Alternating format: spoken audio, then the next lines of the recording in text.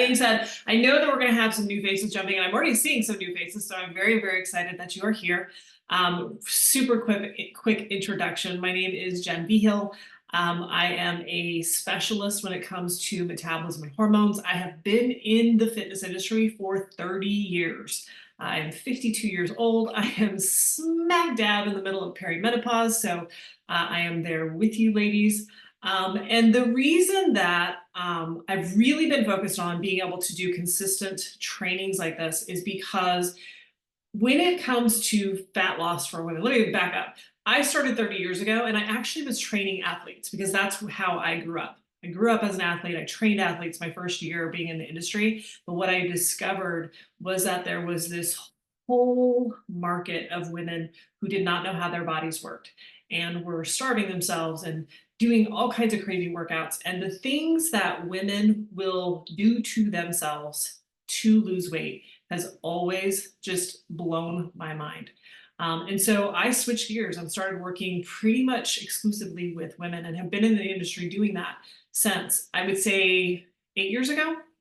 I shifted just a little bit to work specifically with women 40 plus, mainly because I was a 40 pluser and I realized how different our bodies respond. And the things that we used to do to drop weight in our 20s and 30s do not work in our 40s and beyond. It almost creates the opposite effect. And so I switched gears, really dialed in on understanding the metabolism at a whole deeper level, really started diving into hormones and what that meant for women in midlife, and have been very, very focused on it ever since. Because there's two things you need to know. Number one, the whole eat less, exercise more actually works against how the metabolism works. And so it's why 97% of people who go on a diet and start exercising will not be able to sustain any kind of weight loss. They'll gain it back, typically plus some, because it goes against how the metabolism works. And so I've been very, very passionate about teaching women how that piece works, but also the hormonal response, because a lot of times you guys are going to see people saying on social media, it all boils down to calories in versus calories out.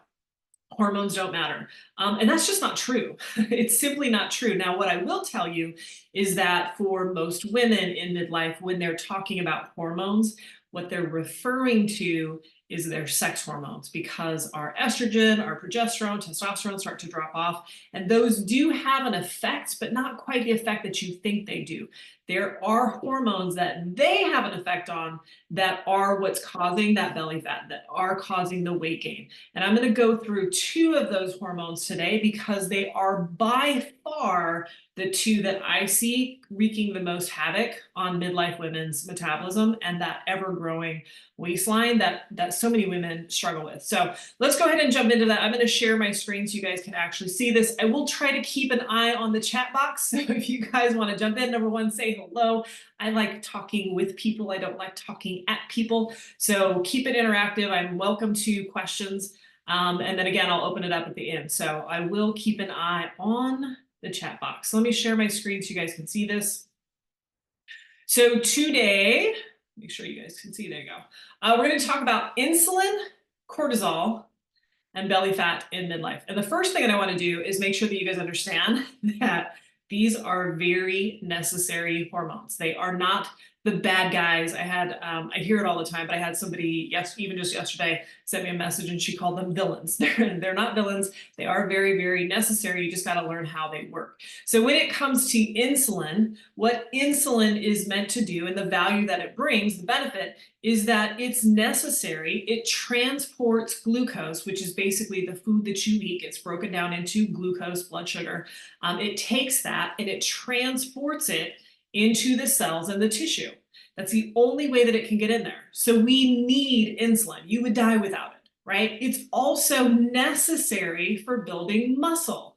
You need insulin to add muscle, and muscle is longevity, guys. That is how you live to a healthy, long age, is by having enough muscle. It's one of the most important things that you can do. Well, if you don't have enough insulin in your system, you cannot build muscle. So we need that. Insulin also helps lower our blood sugar. We're going to talk about what happens when our blood sugar gets too high. So it's not that insulin's bad. We just want to make sure that it's doing what it's supposed to be doing. Now let's talk about cortisol. Cortisol is the stress hormone, right? It's the one that everybody's like, it's this darn cortisol. Well, it's necessary. It's the hormone that helps our body respond to stress and or danger, right? That cortisol gives us that fight or flight in order to move quickly. If there's an emergency and we have to move quickly, cortisol is your friend. Now, in order to do that, it's taking energy in your system and it slows non-essential functions so that you have the energy for fight or flight. And that's how that works. Cortisol is also necessary because it helps to maintain a healthy blood pressure. It's needed for immune function, and it also suppresses inflammation. Now, when you exercise, pretty much all exercise is going to raise your stress hormones, but when exercise is done a certain way, cortisol, along with other hormones like HGH and adrenaline, there's a couple other, when they combine during certain types of exercise, it creates an amazing fat burning soup. And that's kind of where HIIT workouts started to kind of come from. Metabolic conditioning is what I've grown up calling them. It's a type of exercise where you're combining and you're getting a hormonal response, which creates this fat burning, not only when you're working out, but after the workout as well. And so that cortisol is very beneficial for that. It's also the thing that wakes you up. So now I will say, if you're waking up at 3 a.m., that's probably not what you want. But if you were to wake up without an alarm, and it's not like your husband or your cat, for me, it's my cat that wakes me up. But if you were to just sleep and then you wake up naturally on your own, that is called a cortisol awakening response. So cortisol is necessary to actually help you to wake up. So we want to make sure that we understand that they're not the bad guys. We actually do need these hormones. Now, here's how they affect belly fat and what you need to understand. When we eat food, that food gets broken down, and how much food we eat and the type of food that we eat will determine how much glucose we have. So if you are eating large amounts of food, and particularly foods that are more what we call simple carbohydrates or carbs, there are lots of different types of carbs, but carbs that get broken down really easily, that means that you're going to have a larger amount of glucose, which means that we then need enough insulin to take that glucose into the cell, and then the cell is going to use that to repair. It's also going to utilize it for energy. So basically we eat, it turns into glucose, your pancreas releases insulin, it's going to grab that glucose, blood sugar, and it's going to lower blood sugar by shuttling it into the cells. It basically knocks on the doors of the cells and says, open up, here you go, use this to repair tissue, use it for energy. And that's what insulin is meant to do. Now, if you have chronically elevated glucose, over time, what happens is those cells become resistant to that message. So if you are someone who has a history of overeating, you are someone who eats too many simple carbs, high carb, high fat type of diet, right? What happens is those cells get flooded, that your system gets flooded all the time. And over time, those cells just go, okay, I can't hear, I'm not listening to your message anymore. They shut off. So this side, where the tissues need that glucose, right? They're not getting what they need because that insulin resistance is saying, I don't hear that message anymore. And what happens is that elevated glucose in your blood over time has no place to go. So it's circulating throughout your bloodstream. It has no place to go. So the only thing that your body can do is store it. And it's going to store it as fat. Can't store it as anything else. It's going to get stored as fat around your midsection. So we've got chronically elevated glucose over time increases your belly fat. It also increases your risk for diabetes, heart disease, cancer, and Alzheimer's, which in the last couple of years, they now call type 3 diabetes. It's basically diabetes of the brain. So that's what happens with glucose. Now, the opposite side of that, let me check chat, make sure there's no questions. The opposite side of that is if your blood sugar is too low, Cortisol comes in to push that up. So I want you to make sure you understand that insulin and cortisol have a relationship and they can push each other around up and down.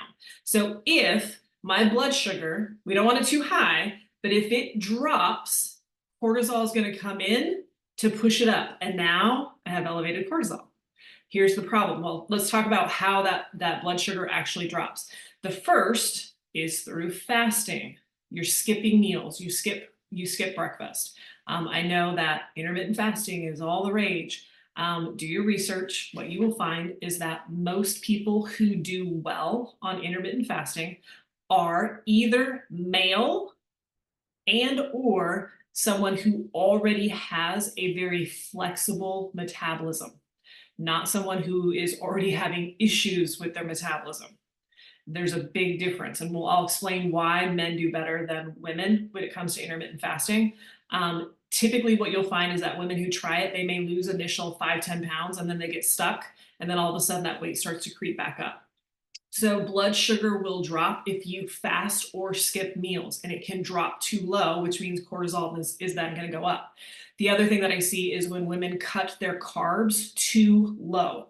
If you cut your carbs too low, that means that blood sugar is going to come down too low. Cortisol goes up to push it back up. And something to keep in mind is that carbohydrates actually lower cortisol. I want you to think about this for a second. When you start having cravings and you want comfort food, there's a reason, there's a physiological reason why your brain is asking for that.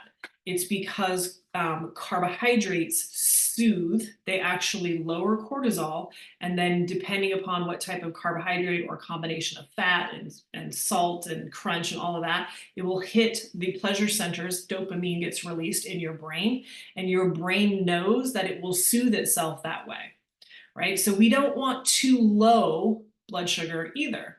Now, cortisol will impair insulin secretion.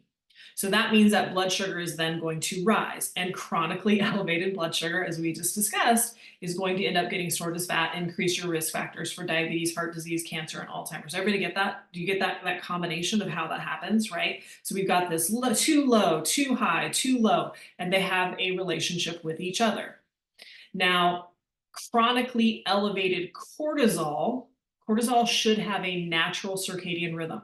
So remember how I said that it is the thing that wakes you up, should wake you up if you don't set your alarm. So cortisol naturally rises first thing in the morning, and that's what wakes you up. And then it will continue to go up just a little bit further after the first hour of your waking, and then it starts to kind of come down, and it should slowly drop back down before you go to bed so that you can sleep at night. But when you are in this constant state of fight or flight, it has to slow those non-essential metabolic functions, things like digestion. I don't know if you guys have ever noticed when you're stressed, all of a sudden you get like bloated and belly fat, or constipated. For me, and it's gotten better now that I really pay attention to it, but anytime I traveled, anytime I got on a plane, even if it was for fun, even if it was for a vacation, like I'd be constipated for the first 2-3 days and super bloated no matter what I ate, even if I ate less, right? It's like, how am I bloated when I haven't eaten any food, right? It's that fight or flight. It's your body being in a state of stress. It slows down digestion so that it can give energy to handling fight or flight. It's going to affect your thyroid function, and it's absolutely going to affect your body's ability to burn fat. If you are in fight or flight, think about it. Think about it from like an animalistic standpoint. If I'm in fight or flight, my body is not going to think that it's important to burn fat. It's going to go save that for later. It's going to store fat. I need this. I need to hold on to this, right? So it's not going to start burning for you. All right, now why does this affect midlife women more than when you're in your 20s and your 30s, or why not even then? The reason that this happens more so as you age is that when your sex hormones, estrogen, progesterone, and testosterone, and yes, you have testosterone, it's actually, FYI, side note, testosterone is the hormone, sex hormone that you have the most of prior to hitting perimenopause. So it is important, right? But as those start to drop off, particularly estrogen, Estrogen is very insulin sensitive. And what that means is that she helps those cells pull that insulin in and use it. So when she drops, when estrogen drops, those cells become more insulin resistant. You are much more stress sensitive. And you may have noticed this, that things that used to just kind of roll off your back and like, whatever, it's no big deal. All of a sudden, you're just feeling the stress more. Little things set you off. Workouts are harder to recover from. You're having a harder time maneuvering sleep. Work seems just overwhelming, right? Like you see these ebbs and flows where things just really get very, very heavy. That is because in midlife, those sex hormones dropping off make you more stress sensitive and less insulin sensitive. Does that make sense to everybody? You guys with me so far? I'm keeping an eye on chat, so if you guys have questions, make sure that you go ahead and jump in there and ask. Okay, so that is why that happens in midlife. So what do you do about it? What are the strategies that you're going to use that are the most impactful to balance these two hormones out so that your body can just naturally burn fat the way that we want it to? Well, number one, you need to prioritize protein and fiber. And here is why. Most women are, when they are dieting or trying to eat healthy, the number one thing that they look at, they keep track of, anybody have any guesses? What's the number one thing when you're dieting that you pay attention to? Anybody have a guess? I'll give you just a sec. Fat. No, that's a good guess. Calories? Yep. Number one thing that people pay attention to, women.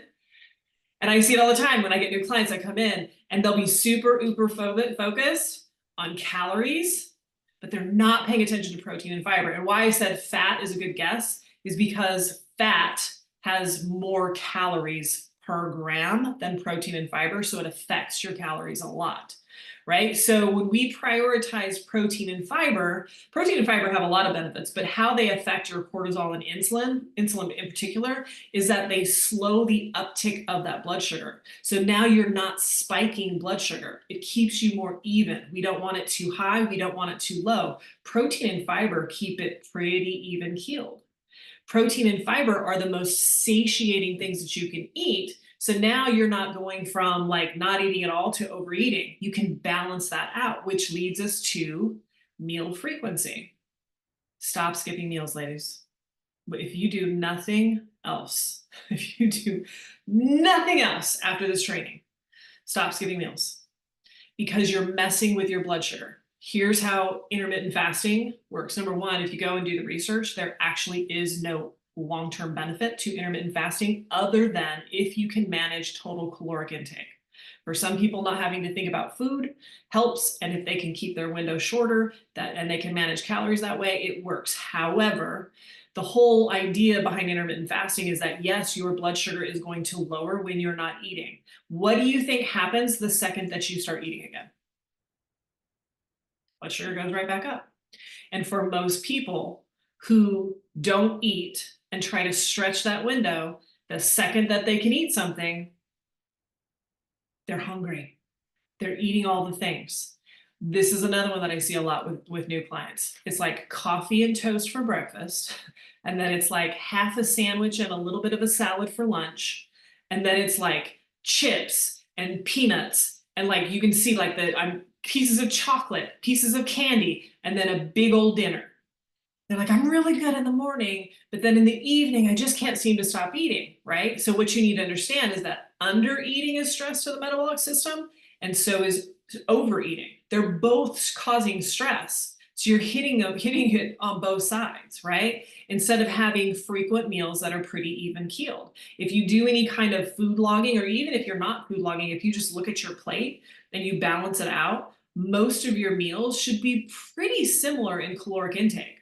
That's how you manage blood sugar. And that is the name of the game. You have to get a handle on your blood sugar, because if you don't, you're this all day. And it affects your energy, it affects your hunger, it affects your cravings, it affects your sleep, it affects your ability to burn fat. You have to get those under control. And then from a lifestyle perspective, an exercise perspective, like cardio is great for your heart. That's why we call it cardio. But if you want to balance your blood sugar and you want to lower cortisol and get your hormones to work in your favor so you can burn fat, you absolutely positively need to be doing strength training. Now, let me just say, strength training is not 5 and 8 pound dumbbells where you lift them for 45 seconds, rest for 15, and do that for 45 minutes. That is not strength training, guys. That is movement. That is cardio with light weights in your hand. Hold on, I gotta chat here. How much time should go between waking up and first meal in the morning? That is pretty individual, but I would say anywhere from 45 minutes to an hour and a half max. And then here's the caveat to that, is that once you get a metabolism that is flexible by definition, a metabolic flexibility by definition means that you have a metabolism that can use either fat or carbohydrates as an energy source, and it can interchange those without causing any stress. So that's a good question. Typically, if you're just getting started out, let's say you get up at 6 in the morning, I would say by 7:30 at the latest, you probably need to be eating something. And if you're not hungry, that is a sign that your metabolism has slowed down. So find something you can eat, even if it's lower calorie. And what you'll notice is that when you get that frequency, when you get that going, over time, all of a sudden you'll be like, oh, like I noticed my hunger is up. That's a good sign. It's not a bad sign. It's a good sign. That's a good question. Thank you. So strength training is like an insulin sink, right? So what it's going to do is it's going to pull that glucose in, it's going to pull that insulin in and use it to repair muscle tissue. One of the fastest ways you can get your blood sugar down is by strength training at least 2-3 times a week, even if it's 20-30 minutes. And again, true strength training means I'm lifting weights heavy enough that I'm causing some micro tears in that muscle tissue. Like I always tell people, like, listen, if you can lift a weight 20 to 30 times, you're not doing true strength training. And it doesn't mean to never do that, but you should be lifting weights that you struggle to get through 12 to 15 reps. Like you're like kind of maxing out at that point. Ideally start at 8 to 12 reps. And once you get to 12 reps, where you maybe have a couple left in the tank, then you lift a little heavier and you drop back down to like 8 reps, right? Like that's true strength training. And that's what's going to pull that insulin in so that you clear out that extra. You're very welcome, Tanya. So strength training, 2-3 times a week, 20-30 minutes at least, and that's going to help lower blood sugar. Adequate sleep. So cortisol and melatonin actually oppose each other, right? So if cortisol is high, melatonin is low. If melatonin is high, cortisol is low.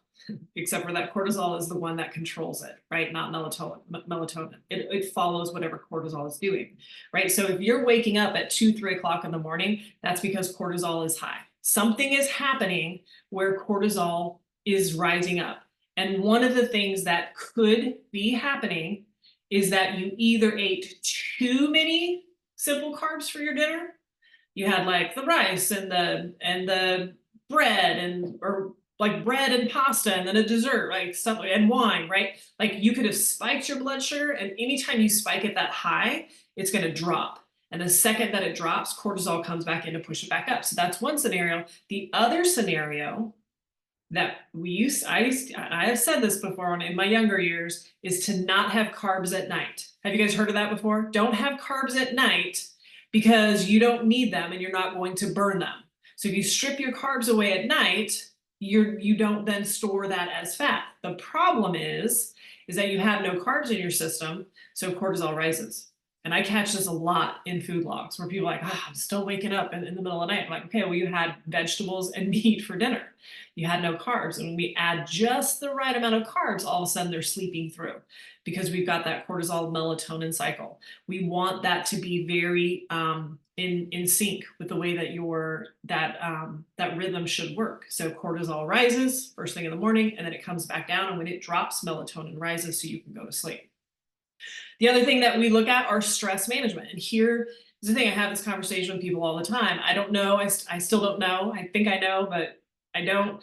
if it's just kind of a gender thing or if it's a societal thing, but women have this like ongoing list, the constant list. We wake up with the list, we work through the list all day, we go to bed with the list. Like there's this constant thing in our brain, like I gotta do this, I gotta do this, I gotta do this, I gotta do this, right?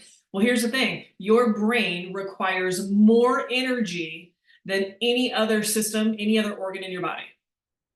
And so when you're constantly auto editing, you're constantly adding to the list, that is stress. Whether you realize it or not, it is creating a physiological stress in your system. Now, does this mean that you need to just spend your life like legs up in a hammock reading a book? I mean, you should probably do more of that. And especially women like myself, I attract a lot of type A women who are just like, go, go, go, go, go, right? It doesn't mean that you need to completely change what you're doing. It just means that you need to work stress management in, and it doesn't have to take a lot of time. For me, my favorite thing to do, I have two favorite things, three things out of this list that I'll tell you about. The one that I use during the day is breathing techniques. You can right now, I want you guys to try it. You can right now create what we call a parasympathetic response, which is a relaxed state in your body simply by exhaling longer than you inhale. Because of where your diaphragm sits next to your heart, when you exhale longer, particularly through your mouth, it will send a signal to your brain, your heart rate slows, and you will go into a relaxed state. I use this all the time during the middle of the day. And all you have to do is count your breath in and then breathe out a little bit slower. So it'll look like I'll count to 4 breathing in.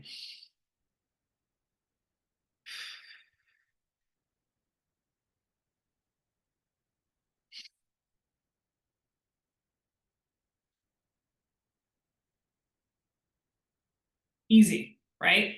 You can also do something called a physiological sigh.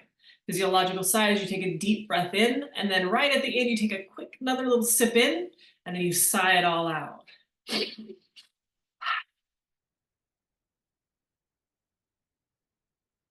That will slow your heart rate down, and it will put you in a more relaxed state. You can, I do this after workouts, lay on the floor with my feet up, let my body melt into the floor. Only takes 3 to 5 minutes, right? Somatic movement therapy, exercise, but it's really like more movement and therapy. Mobility, mobility meaning like a foam roller, something like that. Those all help put your body into a parasympathetic or a relaxed state. Gentle yoga, not hot yoga, not power yoga, but gentle yoga where you're focused on your breath, that will help. Meditation for women who are just like, I can't meditate. It's like, right, that's why you probably should spend more time doing meditation. Meditation is not quieting your brain, it's observing your brain. There's a big difference, right? Massage, downtime, leisure walking, not cardio walking. Leisure walking, here's how you can tell, is when you're leisure walking, can you exhale longer than you inhale? If you can't, you're walking too fast.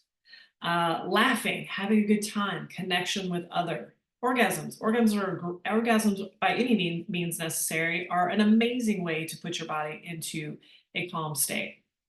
Kat says, use both box breathing, yep, and a physiological sigh with my fitness clients, feet up on the wall, somatic yoga too. It's so important. And you know what's interesting, Kat, is, and maybe you can let me know, is that I will tell you that this is of all the things when it comes to fitness and taking care of myself, stress management was always the hardest thing, because I'm ambitious, I'm type A, I'm go, go, go, right? So this, I for years was all about like, just give me all of, all of the energy drinks. Like, I just want to go, right? And so getting myself to take these small little sips, if you will, of time where I just bring all of that back down was super hard. And now it's become second nature, because most of the stuff during the day that I do, it only takes a few minutes. I remember this was last year, I went in to get an IV for some different vitamins and stuff like that. And it was a very stressful period of time. And then I went to take my blood pressure and it was really high. Like it was really high. And they were like, we cannot, definitely, you should actually probably go be seen right now, but we're definitely not going to do an IV for you. And I was like, give me 3 minutes. And in 3 minutes, I brought it back to completely normal levels. And there was a nurse there. She's like, I've never seen anybody do it that fast. Just through breath in 3 minutes. Now it Hey, takes, Jen. yes. Oh, sorry. No, no, Um, yeah, I just want to continue on that because yeah, I do say that to my clients a lot because it's not like stress is going anywhere. So it's not like we're talking about stress reduction. We're talking about management because it will always be there. So it's critical that you get it under control or everything else is going to be for naught. You're just going to be working against yourself all the time. But I stress how very, very important it is that they get it managed. thank you for sharing that because that is the distinction, isn't it? Right? It's like stress is always going to be there. Like I always tell people, like right now, you guys can't see, but I have a ring light on. If I sit in front of this ring light too light, like that's stress. I actually had to switch my ring light out because I had one that was causing me to stay awake at night. It's stress to the system, right? So there's going to be stress. It's not necessarily stress reduction, it's stress management. And that is a good distinction. Thank you for sharing that. So yeah, you guys want to share, please feel free to jump in there. But I appreciate your input on that. So we want to make sure that we're managing our stress. I would say the things that I have learned that have helped me the most is the breathing techniques. It is taking 3 to 5 minutes after my workouts, feet up, working on breath. And even if I'm in a hurry, I will at least do my breathing as I walk out the door. I make myself go slow enough that I can at least get my breathing under control.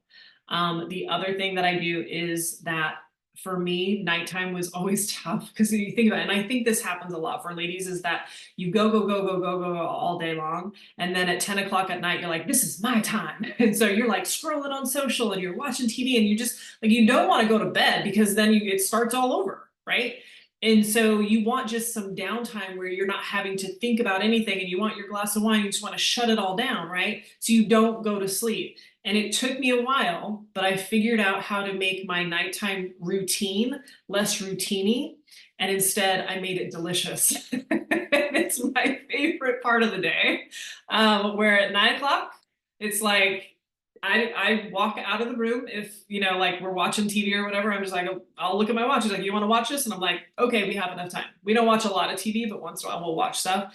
And by 9 o'clock, 9:15, I'm like, nope, I'm washing my face, I'm brushing my teeth, I'm putting my hormones on, and I'm crawling into bed with my cheesy romance novel in my amazing sheets and my bed that is so comfortable. And my cat crawls up on my lap, and then the boyfriend always seems to follow because he wants to be with us too. And it is the most relaxing part of my day. And I love it. And that's the key, is to figuring out, like, how can I make this less like a chore, less like one more thing to do, and you make it delicious and relaxing. Try that. So those would be the ones I'd say that are my favorite. And orgasms. I like orgasms too. They're pretty fun. Okay, so here's next steps. Like, here's how you put this together. Number one, you can always continue to DIY it, right? Like, I've DIY'd a lot of stuff. And I think for some women, if you are far along in a healthy metabolism and you are at a point where your body has just adapted to all the tricks you've thrown at it, if you learn something and you want to try to put that piece in there to see if it fits, fantastic. I would say for the vast majority of women who are either going to watch this, and definitely the women who come to me who say, I feel like I'm already exercising, I feel like I eat pretty healthy, continuing to grab pieces off of social media and just trying to throw them in is taking one piece in a random puzzle and thinking that it's going to fix the problem. The reality is it requires a systematic approach. Number one, you have to work with your metabolism, and most of what you see out there is calories in and calories out. And that is alone not going to work. To lose weight, you do need to have a caloric deficit, but it's not the only thing you need. And you have to work in a way that creates hormonal balance for a woman being in midlife. And that's what matters. So if you want a systematic approach, this is actually a picture of one of my clients. And what's interesting about her, when she came to me, she was doing CrossFit 5 days a week. She was eating healthy, and she was fried. And that's what she looked like when she started doing CrossFit 5 days a week, busting her butt, right? It's not just about burning more calories. It is about a systematic approach. And here's how I do that. I created the 3Bs method years ago. First step is always to balance those hormones out. And the 4 hormones that we start with are always going to be ghrelin, leptin, insulin, and cortisol. Those are the 4 most important that you can start to control right away. And they affect hunger, energy, cravings, digestion, sleep. You're not going to be able to be in a deficit if you don't have control of those. So that's where we always start. Then if you want to do HRT or you want to do things that help to balance estrogen, progesterone, cool. I can give you sources for that. I'm on HRT. I support it for women who want it, right? Then we balance those out. But we've got to hit those 4 first. Then for most women who have adapted and their metabolism has slowed down, and you'll know this is you if you are truly accurately logging your nutrition and you're eating 1,000 calories, 1,200 calories, 1,400 calories, and you cannot lose weight. Your body has adapted, your metabolism has slowed down, and we need to take time to boost that metabolism back up so that we can then put you in a deficit and teach your body how to burn fat. It's a 3-step process that works. So if you want that systematic approach, you want support, you want a customized approach, you can do one-on-one coaching. I have 5 spots open for May, and in May, I'm giving away $1,500 in lab workups. Yes, I help my clients with labs. I did 4 different languages last week. It's kind of interesting. But yes, I can help you with labs. So I'm giving $1,500 away in labs. And then I also have it's called Midlife Metabolism Accelerator. It is my monthly membership. It's $49 a month. You can cancel at any time. And it is the exact strategies that I use with my one-on-one clients. It's literally just follow the footsteps. I walk you through the entire thing, and we do calls like this every week where you can get coached and get your questions answered. So if you want a quick evaluation to see where you're at, tell me what's going on. Let's see if we can identify what's going on from a metabolism standpoint, from a hormonal standpoint. A lot of the things that you tell me are giving me clues as to where you're off, even without having to look at labs. And then we can discuss like what are the best options for you, and I can walk you through these options as well. So if you want to do that quick evaluation, all you have to do is send me a quick email and then we can set that up. So questions, I'll leave that up for just a second. If you guys want to jump into the chat, or you guys can you can unmute or you can do video, whatever you want to do. And I'm happy to answer any questions. Anybody have any questions for me? Jen, it sounds like you're pretty much on par with Stacy Sims. Do you like her stuff? Have you read The Next Level? I have not. Okay, but you know who that is? No. Stacy Sims? Oh, yeah. Dr. Stacy Sims, like she wrote the book Roar a couple of years ago, and now she wrote one called The Next Level, and it's about all the things you just talked about, like how we do things differently, perimenopause, postmenopause. Mm-hmm. And the name sounds familiar. The names does sound familiar. The book's not so much, but the name does sound familiar. I have to look her up. Yeah. So like not to promote somebody else on your show here, but like you sound like it's just more validation, right? When you hear the same messages, it's just like, then this is what we need to do, guys.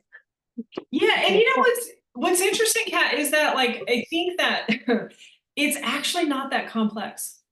It seems like it is, but when you start to put the lifestyle pieces in place, I can tell you that most in the beginning, my clients are always just like, oh my gosh, this seems so hard. And then all of a sudden it just starts to click in and they're like, oh my God, this is the easiest thing I've ever done. Like I'm losing fat and I'm eating more food than I ever have. And I'm not obsessed about food and I can go on vacation and not freak out, or, you know what I mean? Like they figure out how to like put all those pieces in place and make them work for them so that they can stop wasting energy obsessing about stuff that's just garbage anyway. Yeah, agreed. So appreciate you being here, Kat. That's awesome. Yeah, I think you could really help a lot of women here, and I just want them to trust what you're saying, because it's often hard to break what we've been taught for years and years and years about, like eating less and working our butts off. This is a different way of doing things that may sound like totally counterintuitive, but they need to work with you because you've got it. Well, thank you. I appreciate that. And you are correct in that, ladies, Kat's talking about is that this is programming that you've heard your entire life. Your entire life, you have been told to diet and exercise more. Your entire life. You could go to a doctor today and you're going to be like, I need to lose weight. You know what they're going to tell you to do? Go on a diet and start exercising. That's what they're going to tell you. Even if you're like, but I'm eating 1,000 calories, like, what do I do? Right? Like, that is just the way that the system has been set up. So even when I have clients start working with me, months in, right? Like, they'll go to do something and I'm like, okay, remember where we are. Remember, we need to balance. Remember, we're not just trying to burn calories, we're trying to get a hormonal response. And it's because the brain has been so programmed to just think calories in and calories out. So it takes a lot of repetition in learning the new way of doing it till all of a sudden, and it takes results for the brain to go, okay, this makes sense. So thanks, Kat. I appreciate that. Brenda, where am I located? I am in Seattle, Washington. Where are you located? But I work with people all over the United States and abroad. In the last 6 to 8 months, I've started working with a lot of women overseas, as long as they can speak English, because I can't speak another language. But I apparently can decipher what labs are in another language. I'm learning that one. Lots of Google searches, but we're getting it. Any other questions? Hi, this is Julie. I just wanted to let you know that I am an endocrinologist, and not a real endocrinologist. I'm a nurse practitioner but I've been doing this for forever. And I want to tell you the first thing that I ask these patients when they come in are the diabetics, and I see that their blood sugars are like, 300 and 400, and you're like, holy hell, what are we going to do? And we know how bad diabetes is. I ask them about their stress level, and the first thing, they start crying and they just release. And I said, you don't have to live like this. We can fix this. And I put them on medication.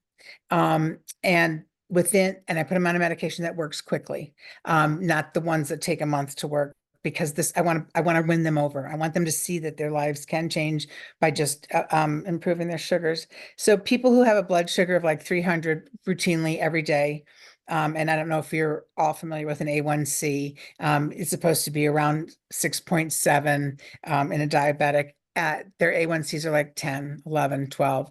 And I put them on this medication, and in 2 weeks, they come back to see me. Their blood sugars are 120 all day long.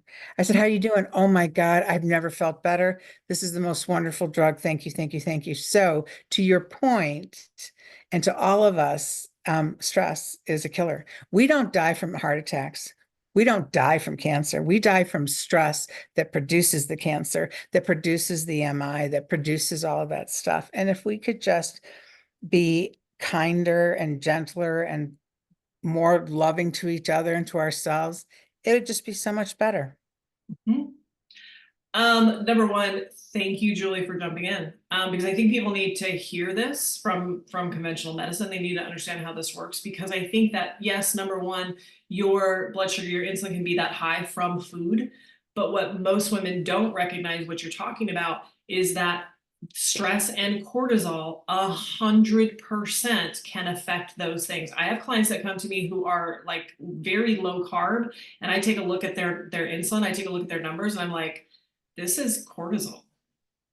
This is not just food. You can be very low carb, and because of a chronically elevated stress response, your blood sugar can be a mess.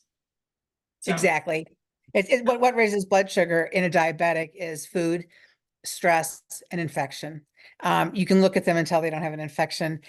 I usually can sense that they're under stress. And as soon as you educate them about the food and the carbs, it's much better. Another sad thing that I want to point out is that there is no such thing as postmenopausal. We are in menopause forever. Once we hit menopause, we are there forever. And yep, hot flashes happen on and off till you die, if you're one of those lucky ones. But the cortisol does it. And the other thing that I've encouraged patients was to stop getting up in the morning and having their first cup of coffee, to wait that 90 minutes. Because in the hospital, when we have people who have adrenal insufficiency, which is cortisol, we test them at 2 a.m, which is when I tell patients, I say, did you wake up at 2 or 3 in the morning? They're like, how did you know? duh, that's when your cortisol kicks in, and that's when we start testing them. Most people are like, well, I want it tested. Well, who in the hell is going to open a lab at 2 in the morning for you to go and get your Right. cortisol level checked? That's like that me. I'm not doing it. But anyway, if you can wait, and I've even started doing this where I've stopped preparing my coffee the night before on the timer, and I just wait. And it's like, okay, fine, because your cortisol's already so just let it die down and then take your coffee. And it works. We just have to be kind to ourselves. Yep. So there's a couple of really good gems in there, Julie. Number one, yes, the coffee works better when you let the cortisol come down first instead of when it's at its peak. But in relation to, I do get that too. A lot of times people are like postmenopausal, and I'm like, okay, you're saying the same thing. Like you're either perimenopausal or you're menopausal, right? Like you're going through the change or you're like there. But what most women don't realize, and menopause is basically what you feel like if you've ever had premenstrual PMS, right? Like that period right before your period, right as you're going into your period, where like you're stressed out, you're emotional, you're craving all of the things. That is menopause. That's what that feels like. It's because the estrogen and progesterone have dropped off. So think about it this way.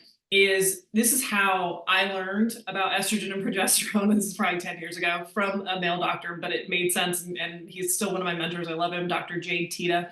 But the way he explained it was, imagine estrogen and progesterone are twin sisters, right? So estrogen is the extrovert. She is the athlete. She is the one out there doing things. She is also very insulin sensitive. She is also very stress resistant, right? So she can go do things, and she experiments, and she likes to try things, and she's just very resilient, right? And she's that way. Progesterone, this other sister, is a twin sister. They work together, but they're very different. She is an introvert. She is the calm sister. She wants to stay in and watch Netflix. She worries about her sister, so she's the worrier. So think about this, as those two hormones are dropping off, as estrogen is dropping off, and she doesn't die easily. She likes to ping all over the place, which is why perimenopause is so hard. But when she drops off and you feel her drop off, you are more stress sensitive. That Wonder Woman cape goes flying off and everything bothers you, right? That is when estrogen drops off. And when progesterone drops off, that's your calming hormone. When you're unable to sleep through the night, when anxiety starts to go up, it's a good indicator that progesterone has dropped off. So those are how those two work with each other, and why in midlife you'll experience more insulin resistance and a higher level of stress sensitivity. Brenda asked a question, can you take hormones? I'm assuming you mean like a hormone replacement therapy 10 to 15 years past menopause. There are a lot of doctors who will tell you, no, it's not safe. What I would do is recommend that you educate yourself. I work with an amazing group. You guys can all write this down. It's called Pausing Together. And you will find that the latest research will show you that it is safe, because here's something to keep in mind. Women do not typically in midlife die from cancer. As Julie pointed out, you know what we die from? Cardiovascular disease, Alzheimer's, diabetic related diseases. Those are our number one killers. And you know what protects those things? Estrogen. So educate yourself. I have clients who are on HRT. I have clients who are not, because they elect not to, at least at this point. I support both. But I do encourage you to advocate for yourself and to educate yourself so that you understand how all of this works. All right, any other questions before I let you guys go? Dun, dun. All right, guys. Thank you for being here. Again, if any of you have any questions about different options for coaching, just make sure you send me an email. And if you have any questions, can I email you with more questions, Brenda? Yes, you can. I will do my best to answer them. Sometimes it's hard from individuality, like trying to put all the pieces together, but I will do the best that I can for sure. All right, guys, that's it for today. I appreciate you guys being here. Thank you so much. Thank you for being here. Thank you for jumping in and sharing your experience with me. It is always way more fun when I get to interact with people. So I appreciate you guys doing that. All right, guys, have a good night. We will see you all soon. Thank Thank you. you.